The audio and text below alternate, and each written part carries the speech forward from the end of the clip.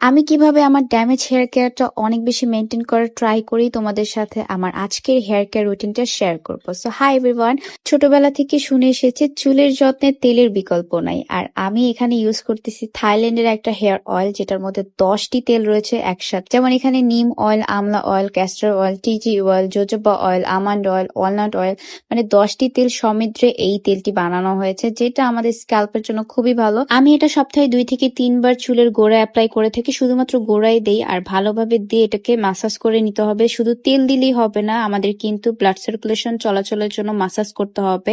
এটা কিন্তু খুবই গুরুত্বপূর্ণ একটা স্টেপ। আর আমি চুলের আগায় যেহেতু আমার একদম রাফ ফিজি থাকে, সো আগার মধ্যে একটু তেল নিয়ে আমি দিয়ে ফেলি। আর হেয়ার অয়েলিং করার সময় চুল অনেকটা পড়ে, এটা কিন্তু খুবই নর্মাল, এটা সবারই হয়। সো তেলটা অ্যাপ্লাই করার পর, আর বাই দ্য ওয়ে এটা হচ্ছে লো পরিসিটি হেয়ারের জন্য একদম ভালো, খুবই লাইট ওয়েটেড। আর নাগানো হেয়ার টনিক শ্যাম্পুটা হচ্ছে আমার চুলটাকে অনেক বেশি রিপেয়ার করে থাকে।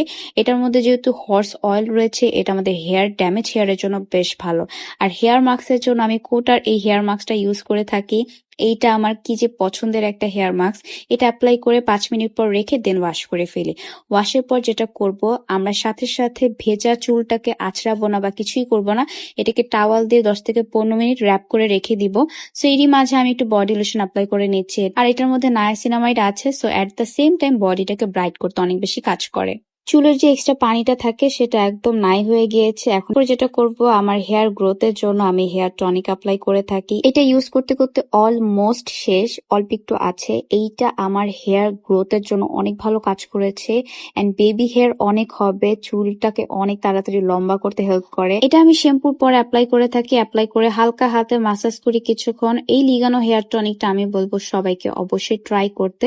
সো হেয়ারটা অলমোস্ট ড্রাই হয়ে গিয়েছে, হেয়ারটা অনেক বেশি শাইনি একটা লুক দিচ্ছে এন্ড অনেক বেশি সফট হয়ে গিয়েছে। চুলের যত্ন না করলে চুলগুলো ভালো থাকবে না। আফটার অল আমি এটাই মেনটেন করছি যে চুলের যত্ন করতেই হবে। স্যালনে গিয়ে ওয়ান টাইম যত্ন করলে সেটা কখনোই পার্মানেন্ট থাকবে না। That's it for today.